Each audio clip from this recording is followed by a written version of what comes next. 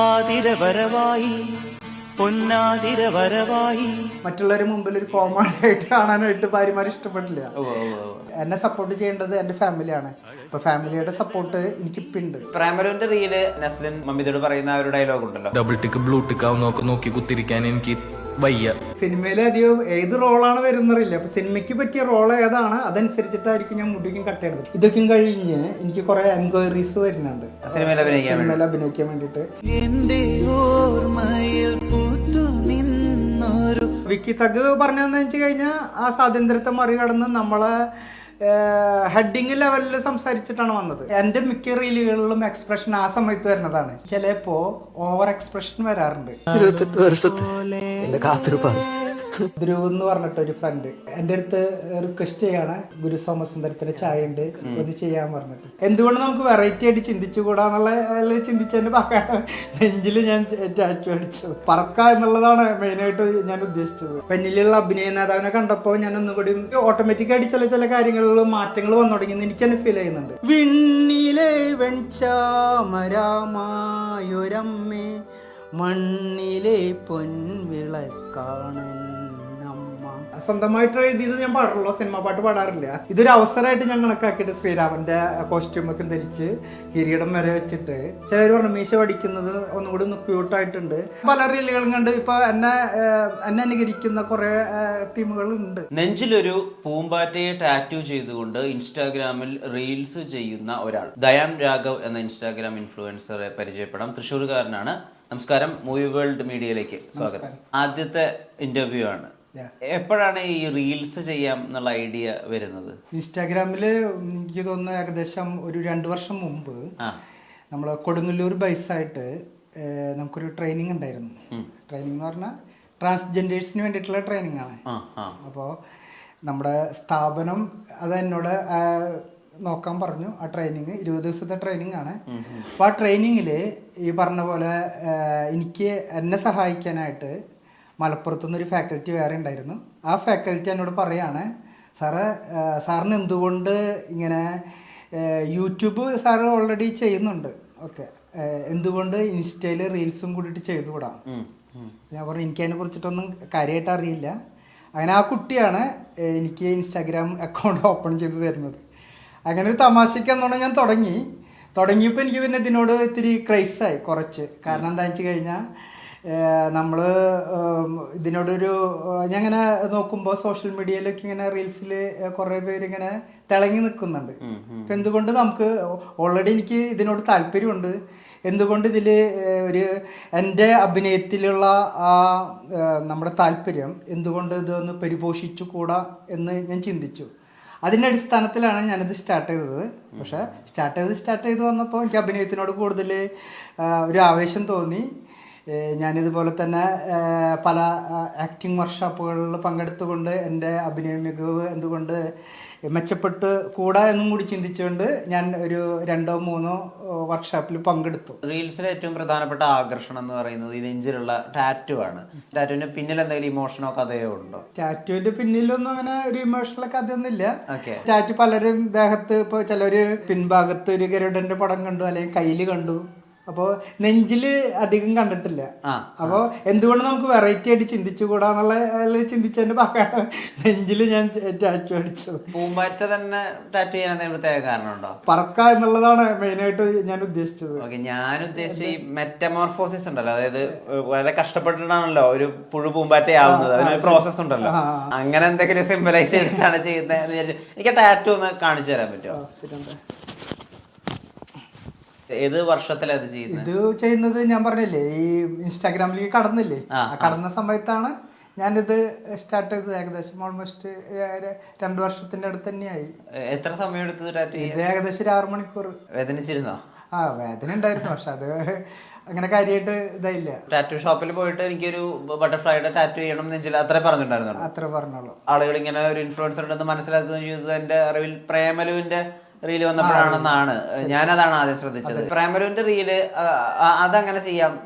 നസ്ലിൻ മമ്മിതോട് പറയുന്ന ഒരു ഡയലോഗ് ഉണ്ടല്ലോ, എനിക്ക് വയ്യ ഇൻസ്റ്റാഗ്രാം വാട്സാപ്പിൽ നോക്കിയിരിക്കാൻ, സിംഗിൾ ടിക്ക് ഡബിൾ ടിക്ക് ആവുന്നു, ഡബിൾ ടിക്ക് ബ്ലൂ ടിക്ക് ആവുന്നു, നോക്കിയിരിക്കാൻ വയ്യ എന്ന് പറയുന്ന ഡയലോഗാണല്ലോ ചെയ്യുന്നത്. അത് ചെയ്യാനുണ്ടായ സാഹചര്യം, അതിന്റെ റിസപ്ഷൻ, ആ സമയം ഒന്ന് പറയാമോ? അത് ഈ പറഞ്ഞ പോലെ ഈ പ്രേമലു വന്ന് കുറച്ച് കഴിഞ്ഞപ്പോ ഇതിന്റെ റീൽസുകൾ ഇറങ്ങിയല്ലോ. അപ്പൊ ഇതുപോലെ ഇൻസ്റ്റയില് ഞാൻ ഇങ്ങനെ റീൽസ് എടുത്ത് നോക്കിയപ്പോ എനിക്കത് ഒരു വെറൈറ്റി പോലെ തോന്നി. അപ്പോൾ ഇത് തോന്നിന്റെ അടിസ്ഥാനത്തിലാണ് ഞാനത് ചെയ്തത്. പക്ഷെ അതിലെ എക്സ്പ്രഷൻ എങ്ങനെ വന്നു എന്ന് ചോദിച്ചു കഴിഞ്ഞാൽ എൻ്റെ മിക്ക റീലുകളിലും എക്സ്പ്രഷൻ ആ സമയത്ത് വരുന്നതാണ്. പിന്നെ ചെയ്യാന്ന് പറഞ്ഞു കഴിഞ്ഞാൽ എനിക്ക് സാധിക്കുന്നത് ശരിക്കും അങ്ങനെ പറ്റുന്നില്ല. പല റീലുകൾ അങ്ങനെയാണ്. ആ സമയത്ത് വരുന്ന എക്സ്പ്രഷൻ എങ്ങനെയോ എക്സ്പ്രഷൻ വരുന്നു, ഞാനത് ചെയ്യുന്നു.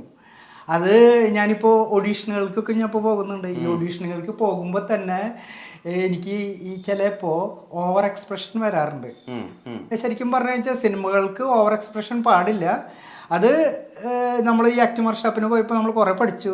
എങ്കിലും ഞാനത് കൺട്രോൾ ചെയ്യുന്നുണ്ട്. കാരണം നമുക്ക് സിനിമയിൽ അഭിനയിപ്പിക്കുന്നത് നാച്ചുറലാണ് കൂടുതൽ വരേണ്ടതെന്ന് പറഞ്ഞാൽ. പക്ഷേ റീലുകളിൽ ചെയ്യുമ്പോൾ അതിപ്പോൾ കണ്ണിലാണെങ്കിലും സംസാരിക്കുമ്പോഴാണെങ്കിലും എന്തെങ്കിലും ഒരു ഇത് ചെയ്യുമ്പോൾ ഓട്ടോമാറ്റിക്കായിട്ട് ആ എക്സ്പ്രഷൻ വരുന്നുണ്ട്. പലരും ഈ പറഞ്ഞ പോലെ ഇങ്ങനെ കമന്റ് അടിക്കുമ്പോൾ ഈ പറഞ്ഞ പോലെ നെഗറ്റീവ് കമന്റുകൾ ഉണ്ടല്ലോ. എനിക്ക് തോന്നുന്നത് ഫേസ്ബുക്കും ഇതുപോലെ തന്നെ നമ്മുടെ ഇൻസ്റ്റാഗ്രാമും കമ്പയർ ചെയ്യുമ്പോൾ ഫേസ്ബുക്കിലൊക്കെ നമ്മളെ ഫോളോ ചെയ്യുന്നവരൊക്കെ നല്ല കമന്റുകൾ കൂടുതൽ വരുന്നതാണ് ഫേസ്ബുക്ക്. പക്ഷെ ഇൻസ്റ്റാഗ്രാമിലാണെങ്കിൽ ഓട്ടോമാറ്റിക്കായിട്ട് രണ്ടും മിക്സ് ചെയ്തിട്ടാണ് വിമർശിക്കുന്നവർ കൂടുതലാണ് ഇൻസ്റ്റാഗ്രാമിൽ. പക്ഷെ ആ വിമർശനം ഞാനൊരു പരിധി വരെ എല്ലാവർക്കും ചിരിച്ചുകൊണ്ട് തന്നെയാണ് ഞാൻ നേരിടുന്നത്. ഞാൻ കൂടുതൽ നെഗറ്റീവ് കമന്റ് പറയുകയാണെങ്കിൽ ഓക്കെ ഞാൻ തിരുത്താം. ഇപ്പോൾ എന്തെങ്കിലും ഒരു കാര്യം പറയുകയാണെങ്കിൽ കണ്ണുകൾക്ക് പലരും കംപ്ലൈൻറ്റ് കണ്ണുകൾ ഓവർ എക്സ്പ്രഷൻ ഇതാക്കണം എന്നുള്ള പറയുമ്പോൾ ഞാൻ അടുത്ത റീലിൽ അങ്ങനെ ചെയ്യാം. അങ്ങനെ ഓട്ടോമാറ്റിക്കായിട്ട് ഞാൻ പറയുന്ന കുറെ കാര്യങ്ങളൊക്കെ ഞാൻ പരമാവധി പ്രേമലുവിന്റെ റീലിനകത്ത് തന്നെ ഇപ്പൊ 40 കഴിഞ്ഞാൽ പിന്നെ സിംഗിൾ അല്ല അങ്കിളാണ് എന്നുള്ള കമന്റ് ഉണ്ട്. അതിനകത്ത് പോയി ഇച്ചിരി പറയുന്നുണ്ട്, ഈ റീല് കണ്ട് രോമാഞ്ചം വന്ന് രോമം എഴുന്നേറ്റ് ഒരു രോമം മറ്റൊരു രോമത്തിനെ കൂമ്പിലിടിച്ചു എന്ന് പറയുന്ന അത്രയും ക്രിയേറ്റീവായ കമന്റുകളുണ്ട്. ഇതിനൊക്കെ പോയി ചിരിക്കുകയാണ് ചെയ്യുന്നത്. അല്ലാണ്ട് അവരോട് അങ്ങനെ റൂഡായിട്ടൊന്നും പെരുമാറില്ല. അത് ആസ്വദിക്കുന്നുണ്ടോ? അത് പിന്നെ കാരണം ഞാൻ പല റീലുകളും കണ്ട് ഇപ്പൊ എന്നെ അനുകരിക്കുന്ന കുറെ ടീമുകളുണ്ട്. കാരണം ഇപ്പൊ അടുത്തൊരു നിതിൻ എന്ന് പറഞ്ഞിട്ട് എനിക്ക് തോന്നുന്നു കോഴിക്കോട് വന്നോണ്ട് അപ്പൊ എനിക്ക് മെസ്സേജ് ഒക്കെ അയക്കും. ഞാൻ എൻജോയ് ചെയ്യുന്നുണ്ട്. കാരണം അവര് നമ്മളെ ഹാർട്ട് ചെയ്യുന്നില്ല. ഹാർട്ട് ചെയ്യാണ്ടാണ് പല. പക്ഷെ എനിക്ക് അടുത്തിടെ ഒരു ഹാർട്ട് ചെയ്യുന്നൊരു വീഡിയോ കൂടി നിങ്ങൾ കണ്ടിരുന്നു എന്ന് എനിക്കറിയില്ല. ഒരു ഹാർട്ട് ചെയ്യുന്നൊരു വിക്കി തഗ് എന്ന് പറഞ്ഞിട്ട് അത് നമ്മള് കോമൺ ആയിട്ട് പറയുക ചെയ്തത്. പക്ഷെ ഈ നിതിൻ ഇങ്ങനെയുള്ള ടീമുകളൊക്കെ അവർ 3-4 ഓൾറെഡി അനുകരിച്ചു. പക്ഷെ നമ്മൾ ഹാർട്ട് ചെയ്യുന്ന രീതിയിലല്ല ഇട്ടു ഇതുപോലെ തന്നെ ആക്ട് ചെയ്യുന്നു. അങ്ങനെയാണ് വിക്കി തഗ് പോലുള്ള ആളുകളൊക്കെ പറയുമ്പോൾ കുറച്ച് സ്ത്രയണത അധികമാക്കി കൂട്ടി കുറച്ച് വികലമായിട്ടാണ് ദയനെ കാണിച്ചിട്ടുണ്ടായിരുന്നത്. അപ്പൊ ഞാൻ ചോദിക്കുന്നത്, ഇപ്പൊ അങ്ങനത്തെ റീലുകളൊക്കെ ചെയ്യുന്ന സമയത്ത് കുറച്ച് ഇപ്പൊ ആതിരപരമായി എന്നുള്ള റീലൊക്കെ റീക്രിയേറ്റ് ചെയ്ത സമയത്ത് അതിനകത്ത് കുറച്ച് സ്ത്രയണ ഭാവങ്ങൾ കൂടുതലുണ്ടായിരുന്നു. റീല് കാണുമ്പോൾ നമുക്ക് ഇതാണ് ഞാൻ പറയുന്നത്. ഞാൻ അത് വേണമെന്ന് വിചാരിച്ചിട്ട് ചെയ്യുന്നതല്ല. പക്ഷെ എന്തെങ്കിലും ഒരു പ്രത്യേകത ഉണ്ടെങ്കിലാണല്ലോ നമുക്ക് ഒരു ശ്രദ്ധ ഉണ്ടാവുള്ളൂ. അപ്പൊ എന്തുകൊണ്ട് വേറിട്ടിട്ട് നമുക്ക് ചെയ്തുകൂടാ എന്നുള്ളൊരു ലെവലിൽ വരുമ്പോഴാണ് ഓട്ടോമാറ്റിക്കായിട്ട് അങ്ങനെ ചെയ്തു പോണതാ.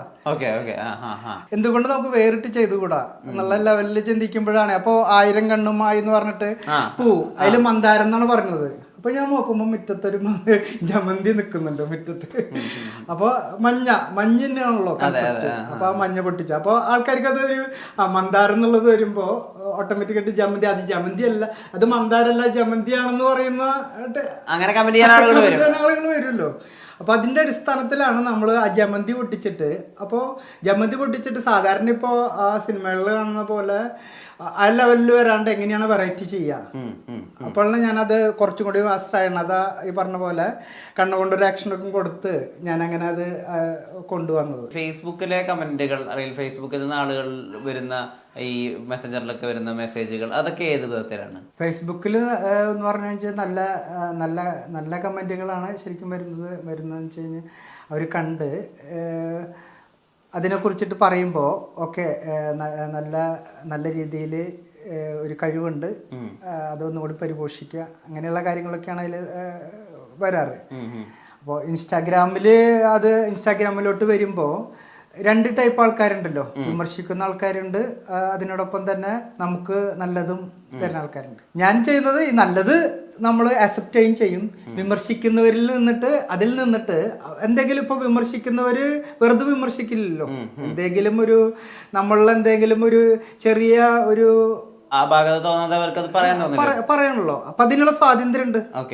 ഇപ്പൊ വിക്കി തഗ് പറഞ്ഞതെന്ന് വെച്ച് കഴിഞ്ഞാൽ ആ സ്വാതന്ത്ര്യത്തെ മറികടന്ന് നമ്മളെ ഹെഡിങ് ലെവലിൽ സംസാരിച്ചിട്ടാണ് വന്നത്. പക്ഷെ കമന്റ് കൂടെ ഇവർക്ക് എന്ത് വേണമെങ്കിലും പറയാം അല്ലേ. അപ്പൊ ഈ കമന്റ് പറയുമ്പോൾ അത് അവരുടെ സ്വാതന്ത്ര്യമാണ്. ഇപ്പൊ ചിലർ ഞാൻ മീശ പഠിച്ചിട്ടൊക്കെ റോള് ഇത് ജയശ്രീരാമന്റെ വേഷത്തിന് ശേഷം ഞാൻ മീശ പഠിച്ചിട്ടൊക്കെ ഞാൻ റീലുകൾ ചെയ്തിരുന്നു. അപ്പോൾ അതില് ചിലർ പറഞ്ഞു മീശ പഠിച്ചപ്പോൾ നല്ല ഒന്നും കൂടി ഒന്ന് ക്യൂട്ടായിട്ടുണ്ട്, അപ്പോൾ മുടിയൊക്കെ ഒന്നും കൂടി ഒന്ന് ലെവലാക്കിയിട്ട് ചെയ്ത് കഴിഞ്ഞാൽ ഒന്നും കൂടി നന്നായിരിക്കാം. അപ്പോൾ ഓക്കെ ഞാൻ പറഞ്ഞു. പക്ഷെ ഞാനിപ്പോൾ മുടി വെട്ടിയിട്ടില്ല. കാരണം എന്ന് വെച്ച് കഴിഞ്ഞാൽ ഇപ്പോൾ സിനിമയിൽ അധികം ഏത് റോളാണ് വരുന്നറിയില്ല. അപ്പോൾ സിനിമയ്ക്ക് പറ്റിയ റോള് വരുമ്പോൾ മുടി വെട്ടാന്ന് വെച്ചിട്ടാണ് ഞാൻ അല്ലേ. അപ്പോൾ അതൊരു സ്വപ്നമാണ്, എൻ്റെ കുറേ വർഷങ്ങളായിട്ടുള്ള സ്വപ്നമാണ്. ഇപ്പോൾ ഒരു ഏകദേശം ഒരു 2 വർഷത്തോളമായി മുടി വെട്ടാൻ പോകുമ്പോൾ അതിന് തുമ്പൊക്കെ ജസ്റ്റ് ഒന്ന് വെട്ടിക്കളയും, എന്നാലും ഫുള്ളായിട്ട് അങ്ങനെ വെട്ടിക്കളയാറില്ല. അപ്പോൾ സിനിമയ്ക്ക് പറ്റിയ റോൾ ഏതാണ് അതനുസരിച്ചിട്ടായിരിക്കും ഞാൻ മുടിക്കും കട്ട് ചെയ്യുന്നത്. ഇപ്പോൾ മൊട്ടടിക്കുന്ന റോളാണെങ്കിൽ ഞാൻ കംപ്ലീറ്റ് മൊട്ടടിക്കും. അപ്പോൾ അത് ഒരു ചാൻസിനനുസരിച്ചിട്ടായിരിക്കും ഞാൻ ചെയ്യുള്ളൂ.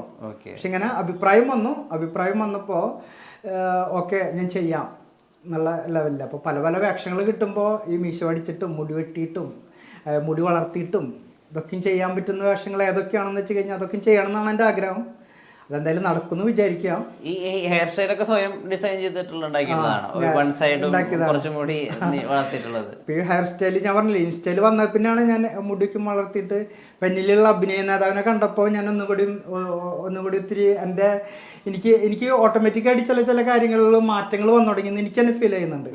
അത് മാത്രമല്ല എന്നിൽ ചുറ്റിപ്പറ്റിയുള്ള ചിലവർ പറയും ദയൻ സാറ് കുറെ മാറി പണ്ടത്തെ ദയൻ സാറല്ല ഇപ്പോ എന്നുള്ള ലെവലില് ചില നമ്മുടെ സംരംഭകരായാലും പറയാറുണ്ട്.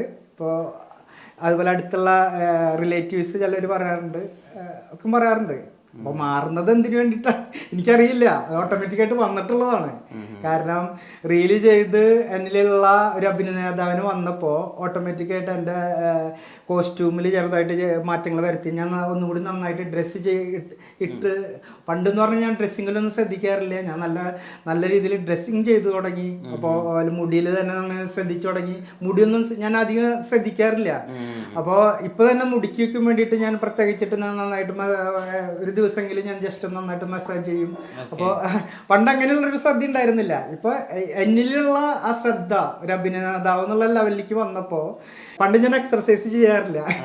ഇപ്പൊ ഞാൻ എക്സർസൈസ് ചെയ്തു തുടങ്ങി. കാരണം എന്ന് വെച്ച് കഴിഞ്ഞാൽ എങ്ങനെ നമ്മൾ മെച്ചപ്പെടുത്തി എടുക്കാം നമ്മളിലുള്ള ഈ ചെറിയ ചെറിയ കാര്യങ്ങൾ എന്നുള്ളതാണ് ഞാൻ ഒബ്സർവ് ചെയ്യുന്നത്.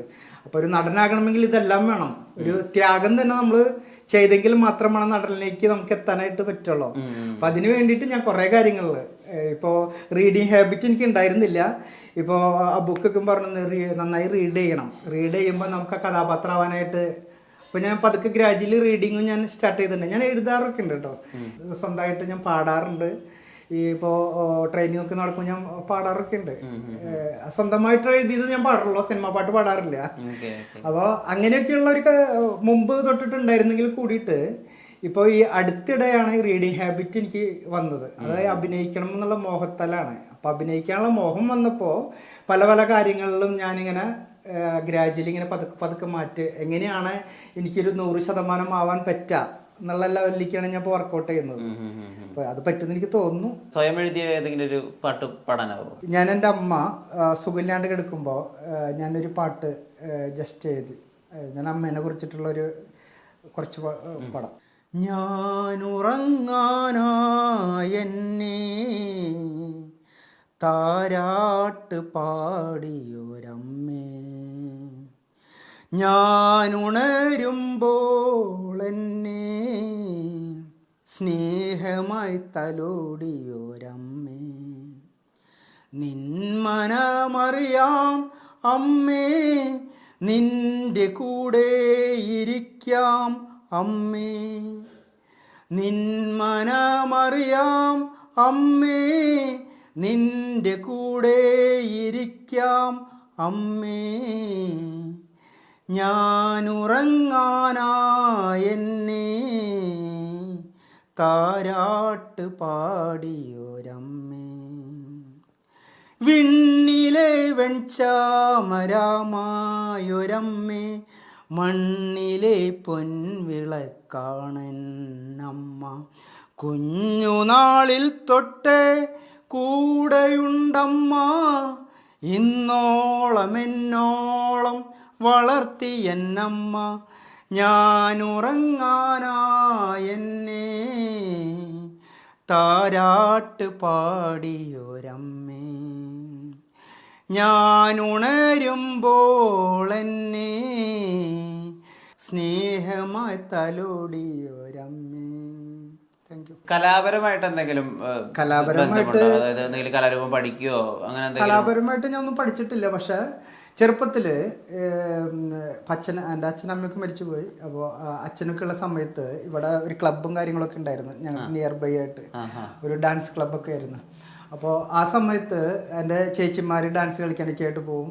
അപ്പോൾ അവരിൽ നിന്ന് അവർ ഒന്ന് ഡാൻസ് കളിക്കുമ്പോഴൊക്കെ ആ ഡാൻസിനോടൊരു ക്രൈസ് ഉണ്ടായിരുന്നു ചെറുപ്പത്തില്. അത് എന്റെ ഉള്ളിൽ ഉണ്ടായിരിക്കാം. അതുകൊണ്ടാണ് പല വീഡിയോകളിലും വരുമ്പോ ഡാൻസ് മൂവ്മെന്റ്സ് എന്റേതായിട്ടുള്ള സ്റ്റെപ്പ് ഒക്കെ എടുത്തിട്ട് ഞാൻ ചെയ്യുന്നത്. ഈ ഇപ്പൊ വിക്കിതകിന്റെ കമന്റ് ഒന്ന് വേദനിപ്പിച്ചു എന്ന് പറഞ്ഞിരുന്നല്ലോ. അപ്പൊ അദ്ദേഹത്തിന് പേഴ്സണലായിട്ട് മെസ്സേജ് അയക്കുവാൻ എന്തെങ്കിലും? ഞാൻ പേഴ്സണലായിട്ട് മെസ്സേജ് അയച്ചു, പക്ഷെ മറുപടി ഒന്നും തന്നില്ല. എന്താണ് അയച്ചത്? പറഞ്ഞു അതുപോലെ തന്നെ ഞാൻ തന്നെ അതിനൊന്ന് ടാഗ് ചെയ്തിട്ടും ഇങ്ങനെ വിക്കിതക് എന്ന് പറഞ്ഞ എനിക്ക് ഇദ്ദേഹത്തെ ഞാൻ ഈ പറഞ്ഞ പോലെ ഇൻസ്റ്റാഗ്രാം ഉപയോഗിക്കുമെങ്കിലും ഇതില് കൂടുതൽ ആക്റ്റീവായിട്ടുള്ള ആൾക്കാരൊന്നും എനിക്കറിയില്ല. അപ്പൊ വിക്കി തഗിനെ കുറിച്ചിട്ടും അറിഞ്ഞത് ഈ റീൽ വന്നതിന് ശേഷമാണ് ഇങ്ങനെയുള്ള ഒരു മനുഷ്യനാണെന്നുള്ള ലെവലില് വിക്കി തഗിനെ കുറിച്ചിട്ട് ഞാൻ അറിഞ്ഞത്. പക്ഷെ ഈ പറഞ്ഞ പോലെ ഇത് തന്നെ ഞാൻ വോയിസ് ഇല്ലാണ്ട് എന്ത് ചെയ്തു എന്ന് വെച്ച് കഴിഞ്ഞാൽ എടുത്തു. അവര് പറയുന്ന വാചകങ്ങളിൽ ആ വാചകങ്ങൾ ഒഴിവാക്കിയിട്ട് വോയിസ് ഇല്ലാണ്ട് തന്നെ ഞാൻ എടുത്തിട്ട് ഞാൻ എഡിറ്റ് ചെയ്തിട്ട് തന്നെ ഞാനത് ഇട്ടു. അങ്ങനെ ചെയ്യുകയാണെങ്കിൽ കുഴപ്പമില്ല. അതിലാ പദപ്രയോഗം നടത്തിയതിൽ ഒരു ഇത്. അപ്പൊ എന്നോട് പല ഫ്രണ്ട്സും വിളിച്ച് പറഞ്ഞു, പദപ്രയോഗം നടത്തിയതില് നിങ്ങൾക്ക് വേണമെങ്കിൽ മാനനഷ്ടത്തിന് വരെ കേസ് കൊടുക്കാം എന്നുള്ള വരെ പറഞ്ഞു. അപ്പൊ ഞാനിവിടെ വൈഫായിട്ട് സംസാരിച്ചപ്പോൾ വൈഫ് പറഞ്ഞു അതിന്റെ പിന്നാലൊന്നും പോകണ്ട, കാരണം നമ്മളെങ്ങനെയാണോ അത് നമുക്കറിയാം. കൂടുതൽ സപ്പോർട്ട് നമ്മുടെ വൈഫിന്റെ ഭാഗത്താണല്ലോ. പക്ഷെ നമ്മളിപ്പോൾ ഭാര്യ ആണെങ്കിൽ കൂടിയിട്ട് മറ്റുള്ളവരുടെ മുന്നിൽ, അത് എല്ലാ ഭാര്യമാരും എങ്ങനെയാന്ന് തോന്നുന്നുണ്ട്, ഒരു മറ്റുള്ളവരുടെ മുമ്പിൽ ഒരു കോമഡി ആയിട്ട് കാണാനായിട്ട് ഭാര്യമാർ ഇഷ്ടപ്പെട്ടില്ല. കാരണം നമ്മളൊരു സുരക്ഷിതത്വം കൊടുക്കുന്ന ആൾക്കാരാണ് അവര്. അപ്പൊ ഭാര്യ എന്നോട് പറഞ്ഞു കേസിനും വഴക്കിനും മക്കണത്തിനൊന്നും പോകണ്ട. ആക്ച്വലി ഞാൻ പോയിട്ട് വേണ്ടപ്പെട്ടവരെ കണ്ടു ഇതിലെന്താ ചെയ്യാന്ന് വിചാരിച്ചിട്ട്. കാരണം എന്റെ സ്ഥാപനമാണെങ്കിലും സ്ഥാപനത്തിന്റെ ഉള്ളൊരു സ്ഥാപനത്തിൽ ക്രെഡിബിലിറ്റി ഉണ്ടല്ലോ. അപ്പൊ അവരും കൂടി അവരിൽ ചിലവരെന്നോട് സൂചിപ്പിച്ചു ഇങ്ങനെ വന്നിട്ടുണ്ടല്ലോ, അപ്പൊ അത് ഇങ്ങനെ ഒരു മാനനഷ്ടം പോലെ കൊടുത്തൂടെ എന്നുള്ള പറഞ്ഞു. നമ്മളതിന്റെ പിന്നാലെ പോയി കഴിഞ്ഞു കഴിഞ്ഞാൽ അതിലിപ്പോ ഞാൻ എന്തായാലും റീലിൽ ചെയ്യുന്നത് എന്തിനു വേണ്ടിയിട്ടാണ്, എനിക്കൊരു എയിം ഉണ്ട്, അഭിനയം. അതാണ് എൻ്റെ എയിം. എങ്ങനെയെങ്കിലും ഒരു സിനിമയിൽ കയറി എന്നിലുള്ള കഴിവെന്തൊക്കെയുണ്ട് നമ്മൾ പരിപോഷിപ്പിച്ചെടുക്കുക എന്നുള്ളതാണ്. അതിപ്പോ മറ്റുള്ളവർ പലരും വിമർശിക്കാനുണ്ടായിരിക്കും. വിമർശനത്തിന്റെ പിന്നാലെ പോകുകയാണെങ്കിൽ എനിക്ക് അതിനെ നേരണ്ടാവുള്ളൂ അല്ലേ. അപ്പോൾ പറയേണ്ടവർ പറയട്ടെ, പക്ഷെ എന്നിലുള്ള കാര്യങ്ങൾ എനിക്കറിയാം അല്ലേ. അത് എന്നെ സപ്പോർട്ട് ചെയ്യേണ്ടത് എൻ്റെ ഫാമിലിയാണ്. അപ്പൊ ഫാമിലിയുടെ സപ്പോർട്ട് എനിക്കിപ്പോൾ ഉണ്ട്.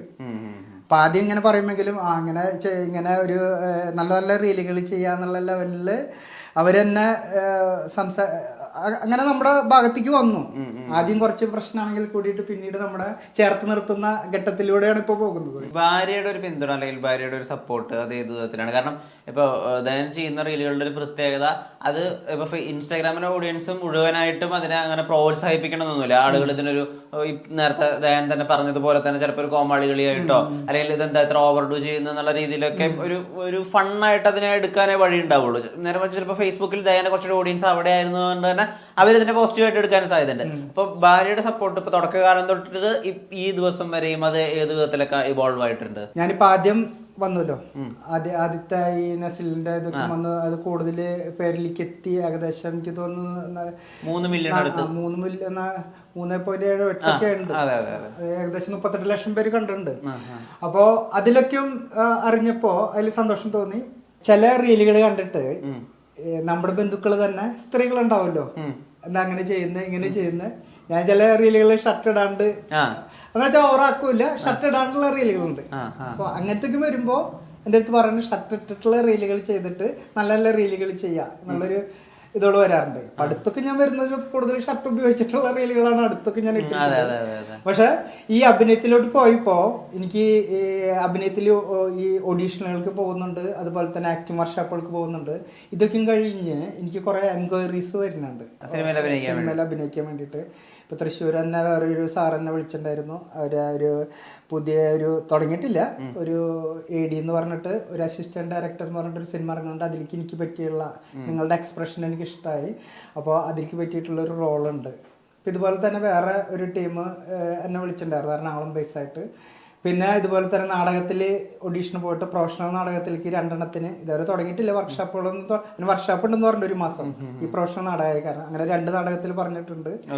പിന്നെ അങ്ങനെ കുറച്ച് പ്രൊജക്റ്റുകൾ ഇങ്ങനെ വന്നു നിൽക്കുന്നുണ്ട്. അത് ഇനി വരുമ്പോ ഇനി എല്ലാം കൂടി ഒരുമിച്ചിട്ട് വരുമോ എന്നുള്ളതാണ്. അങ്ങനെ വരുമ്പോ നമുക്ക് പലതും മിസ് ചെയ്യോ ചാൻസുകള്, അതൊരു ആശങ്കയുണ്ട് എനിക്ക്. മകൻ എങ്ങനെയാ കാണുന്നത്? മകനിഷ്ടാണ്. മകനെ അച്ഛൻ ഒരു സെലിബ്രിറ്റി ആവാന്ന് പറയുമ്പോ അവന് ഇഷ്ടമുണ്ട്. പക്ഷെ ഈ പറഞ്ഞ പോലെ തന്നെ ചിലവര് ഇത് കാണുമ്പോ ചിലവര് കണ്ട അവന്റെ ഫ്രണ്ട്സും നമ്മുടെ ഫോളോ ചെയ്യുന്ന ആൾക്കാരാണ്. ചിലതൊക്കെ ഇവനോട് ചോദിക്കുമ്പോ ഇവന് വിഷമം ഉണ്ടാവാറുണ്ടെന്ന് പറഞ്ഞിട്ടുണ്ട്. പക്ഷെ അവനിപ്പോ ഇതിനോട് കൂടി യോജിച്ചു. കാരണം എന്ന് വെച്ച് കഴിഞ്ഞാൽ ഇപ്പൊ അവന് മനസ്സിലായി അച്ഛന്റെ ലക്ഷ്യം എന്ന് പറയുന്നത് സിനിമയാണ്.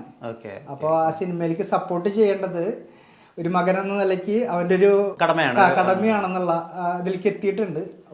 ഇപ്പൊ നല്ല സപ്പോർട്ടാണ് ഇപ്പൊ രണ്ടുപേരും തരുന്നത്, ഭാര്യയായാലും മകനായാലും ഒക്കെ തരുന്നത്. ഇപ്പൊ നെഗറ്റീവ് കമന്റ്സ് ഇൻസ്റ്റാഗ്രാമിൽ ഒരുപാട് വന്നെങ്കിലും എല്ലാ ആളുകളും സ്ഥിരമായി ചെയ്യുന്നത് ചെയ്യാതെ ഇങ്ങനെ ചെയ്യൂ, ഇത് ഒരുപാട് നന്നായിട്ടുണ്ട്, ഇത് ഒരുപാട് മികച്ചതായി എന്ന് പറഞ്ഞത് മിന്നൽ മുരളിയിലെ ഗുരു സോമസുന്ദരത്തിന്റെ 28 വർഷത്തെ കാത്തിരിപ്പാണ്, ഞാനൊന്നും കളഞ്ഞിട്ടില്ല എന്ന് പറയുന്ന ആ ഡയലോഗ് വളരെ വികാരധീനതയോട് കൂടിയിട്ട് ഒട്ടും ഓവർ ആവാതെ വളരെ സട്ടിലായിട്ട് അവതരിപ്പിച്ചിട്ടുണ്ടായിരുന്നു. ഗുരു സോമസുന്ദരത്തിന്റെ ഒരു മുഖസാമ്യവും ഉണ്ടല്ലോ ദയാന് നന്നായിട്ട്, അത് നന്നായിട്ട് തന്നെ ചെയ്തിട്ടുണ്ടായിരുന്നു. അതുപോലത്തെ റീലുകൾ പിന്നെ ചെയ്യാതിരുന്നത് എന്തുകൊണ്ടാണ്? കാരണം അത്രയധികം അനുമോദനം കിട്ടുമ്പോൾ പിന്നെ ആ ലൈനിലേക്ക് പോവല്ലേ ചെയ്യാം. പക്ഷെ പിന്നെയും നമ്മളുടെ സ്ഥിരമായിട്ടുള്ള പാട്ടുകളും മ്യൂസിക്കൽ സൈഡിലേക്കാണ് ദയാൻ പോയത്. അതിനൊരു നല്ല അപ്രിസിയേഷൻ കിട്ടിയിട്ടുണ്ടായിരുന്നല്ലോ, അതിനും മില്യൺ വ്യൂ ആയിട്ടുണ്ടായിരുന്നു. അപ്പൊ അതെന്താ പിന്നെ ആ സൈഡിലേക്ക് അധികം പോവാതിരുന്നത്? ഈ ഗുരു സോമസുന്ദരത്തിന്റെ ഇത് പറഞ്ഞ പോലെ മിന്നൽ മുരളി, ഞാൻ മിന്നൽ മുരളി കണ്ടിട്ടില്ല കേട്ടോ. കണ്ടിട്ടില്ല സത്യം പറഞ്ഞാൽ. ഇതുപോലെ കൊല്ലത്തുള്ള ഒരു ധ്രുവ് എന്ന് പറഞ്ഞിട്ട് ഒരു ഫ്രണ്ട് ഇതുപോലെ ഇൻസ്റ്റയിൽ വന്നിട്ട് ഫ്രണ്ട് ആയതാണ്. ആള് ഈ പറഞ്ഞ പോലെ എനിക്ക് തോന്നുന്നത് ഒരു ദന്തൽ ഡോക്ടറോ അങ്ങനെയായിട്ട് ബന്ധപ്പെട്ടിട്ടാണ്. അപ്പോൾ എൻ്റെ അടുത്ത് റിക്വസ്റ്റ് ചെയ്യാണ്, ചേട്ടന് ഗുരു സോമസുന്ദരത്തിന്റെ ചായ ഉണ്ട് ഒന്ന് ചെയ്യാൻ പറഞ്ഞിട്ട്. അങ്ങനെ ഞാൻ ഒരു 2 തവണ 3 തവണ ചെയ്തിട്ട് ഇദ്ദേഹത്തിന് ഞാൻ ഈ റീല് അദ്ദേഹത്തിന്റെ അഭിപ്രായം അറിഞ്ഞിട്ടാണ് അദ്ദേഹത്തിന് ഇട്ട് കൊടുത്തു. അപ്പൊ അദ്ദേഹം പറഞ്ഞു കുഴപ്പമില്ല, നന്നായിട്ടുണ്ട്, ചേട്ടൻ നന്നായി ചെയ്തിട്ടുണ്ട്, ഇത് പോസ്റ്റ് ചെയ്തോളം പറഞ്ഞു. അപ്പൊ ഇതുവരെയും ഗുരു സോമസുന്ദരത്തിന്റെ ആ സീൻ കണ്ടിട്ടില്ല? ഞാനല്ല, സിനിമ കണ്ടിട്ടില്ല ഫുള്ളായിട്ട്. ആ സീൻ കണ്ടിട്ടുണ്ട്. ആ സീൻ റീലാവുമ്പോ നമ്മൾ കാണുമല്ലോ, കണ്ട് അതൊന്ന് ജസ്റ്റ് പ്രാക്ടീസ് ചെയ്തിട്ട് ഞാൻ ഇട്ടതാണ് അത്. ചിലര് പറഞ്ഞു സ്വരാജ് മോഡറിന്റെ ചായ ഉണ്ടെന്ന്, ഓരോരുത്തർക്കും ഓരോ ഇതാണല്ലോ. അതുപോലെ ചിലര് പറഞ്ഞു സൈഡിൽ നോക്കുമ്പോ ആസിഫ് അലിയുടെ ചായ ഉണ്ടെന്ന്. അപ്പൊ അങ്ങനെയൊക്കെ വരുമ്പോ ഞാൻ അവരുടെ റീലുകളൊക്കെ അങ്ങനെ ചെയ്ത് അങ്ങനെ പോയി. ഇപ്പൊ ഈ പറഞ്ഞ പോലെ ഡയലോഗ് റീലുകൾക്കാണ് ഇപ്പൊ കൂടുതൽ താല്പര്യമായിട്ട് എനിക്ക് വന്നിരിക്കുന്നത്. കൂടെ ജോലി ചെയ്യുന്ന ആളുകൾ അവരൊക്കെ ഈ ഒരു സെലിബ്രിറ്റി സ്റ്റാറ്റസ് പോലെ വന്നല്ലോ, കാരണം മില്യൺസ് ആണ് കുറെ റീൽസിന്റെ ഒക്കെ വ്യൂസിന്റെ എണ്ണം. അപ്പൊ കൂടെ ജോലി ചെയ്യുന്ന ആളുകൾ അല്ലെങ്കിൽ ട്രെയിനിങ് കൊടുക്കുന്ന സ്റ്റുഡൻസ്, അവരുടെ ഒരു പ്രതികരണം അല്ലെങ്കിൽ അവരുടെ ഒരു പ്രോത്സാഹനം അല്ലെങ്കിൽ അവരുടെ ഒരു മൊത്തത്തിലുള്ള അഭിപ്രായം എന്താണ് ഈ റീൽസ് കാണുമ്പോൾ ഉള്ളത്? നല്ല അഭിപ്രായങ്ങൾ പറയുന്നുണ്ട്. പക്ഷെ ഈ വിക്കി തഗുക്കും കമന്റ് ഇട്ടുള്ള അതിനൊക്കെ അവര് പറഞ്ഞു ഒരു, കാരണം നെഗറ്റീവ് ഇമ്പാക്റ്റ് ആണല്ലോ. അപ്പൊ അതിനൊക്കെ അവര് എന്തുകൊണ്ടാണ് ഇങ്ങനത്തെ ചെയ്യുന്നത് എന്നുള്ള ലെവലിൽ അവർ സംസാരിച്ചിട്ടുണ്ട്. അപ്പൊ അല്ലെങ്കിൽ അതിന് വേണ്ടിയിട്ടുള്ള ആക്ഷൻ എന്താണ് എടുക്കാത്തത്? കാരണം നമ്മളൊരു സ്ഥാപനമാണ്, അപ്പൊ സ്ഥാപനമാകുമ്പോൾ അതിൻ്റെ ഒരു ഡിഗ്നിറ്റി ഉണ്ട്. ആ രീതിയിലുള്ള റീലുകൾ ചെയ്യാം, അപ്പൊ നല്ല രീതിയിലുള്ള റീലുകൾ ചെയ്യാം എന്നുള്ള രീതിയിലാണ് സംസാരിച്ചത്. സിനിമയിലെ ഏതെങ്കിലും പേരെടുത്തിട്ടുള്ള ഡയറക്ടേഴ്സോ അല്ലെങ്കിൽ മറ്റേതെങ്കിലും വിഭാഗത്തിലുള്ള ആളുകൾ മെസ്സേജ് അയക്കുകയോ സംസാരിക്കുകയോ ചെയ്തിട്ടുണ്ടോ? പേരെടുത്തിട്ടുള്ള ഡയറക്ടേഴ്സ് വിളിച്ചിട്ടില്ല. പക്ഷെ എനിക്ക് തോന്നുന്നു ന്യൂ കമേഴ്സ് ആണെന്ന് തോന്നുന്നുണ്ട് പലരും. ചാൻസ് ഉണ്ട്, ഇങ്ങനെ ഒരു ചാൻസ് റെഡി ആക്കിയിട്ടുണ്ട്, അതിന്റെ ഇതാവുമ്പോ വരുമ്പോ പറയാം എന്നുള്ള രീതിയിലാണ്. പിന്നെ ഓഡീഷനുകൾ നമ്മൾ ഓൾറെഡി ഞാനൊരു 3-4 എണ്ണത്തിന് അറ്റൻഡ് ചെയ്തിട്ടുണ്ട്. ഇപ്പോഴും ഓഡീഷനുകൾ വരുന്നുണ്ട്. അപ്പൊ എന്തായാലും നമ്മളുടെ അഭിനയം എന്ന് പറഞ്ഞത് നമ്മളിപ്പോ ഇറങ്ങിയുള്ള ആൾക്കാരാണ്. ഇതിന്റെ ഈ അഭിനയിക്കാൻ വേണ്ടിയിട്ട് ഇത് ഓഡീഷന് ചെല്ലുമ്പോഴാണ് നമുക്ക് അറിയുന്നത് ഇതിന്റെ പിന്നാലെ ഇത്രയും പേര് വന്നിട്ടുണ്ടെന്ന്. അപ്പോൾ നമ്മള് പ്രാക്ടീസാണ് മെയിനായിട്ട്. നമ്മൾ പല ഇപ്പോൾ ഞാൻ നമ്മുടെ ആക്ടിംഗ് വർക്ക്ഷോപ്പിന് പങ്കെടുത്തു എന്ന് പറഞ്ഞല്ലോ, അബു വളയംകുളം.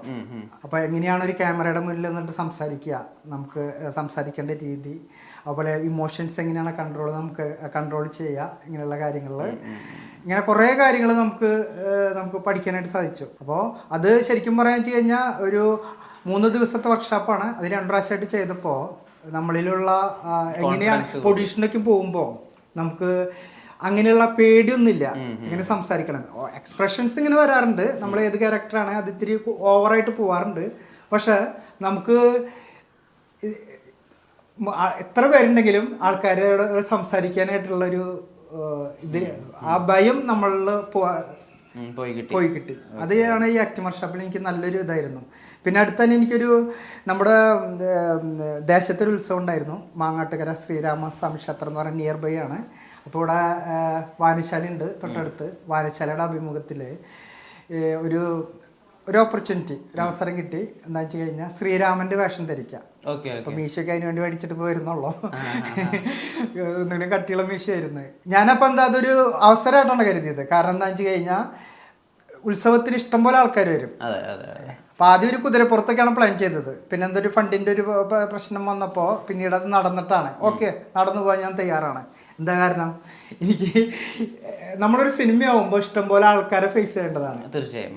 അപ്പോൾ ഇതൊരു അവസരമായിട്ട് ഞങ്ങളൊക്കെ ആക്കിയിട്ട് ശ്രീരാമന്റെ കോസ്റ്റ്യൂമൊക്കെ ധരിച്ച് കിരീടം വരെ വെച്ചിട്ട് ഞാൻ ഇവിടെ തൊട്ട് മാങ്ങാട്ടുകര അമ്പലം വരെ ഞാൻ നടന്ന് അമ്പും മില്ലൊക്കെ പിടിച്ച് നടന്ന് അതിനെ നല്ലൊരു എനിക്ക് എനർജി കൂടുതൽ ചെയ്തു. ഈ അമ്പലത്തിന്റെ മുന്നിലൊക്കെ വെച്ചപ്പോൾ കുട്ടികളായാലും അമ്മമാരാണെങ്കിലും ഒരു ഫാമിലി ആണെങ്കിലും വന്നിട്ട് നമ്മുടെ കൂടെ സെൽഫി എടുക്കലും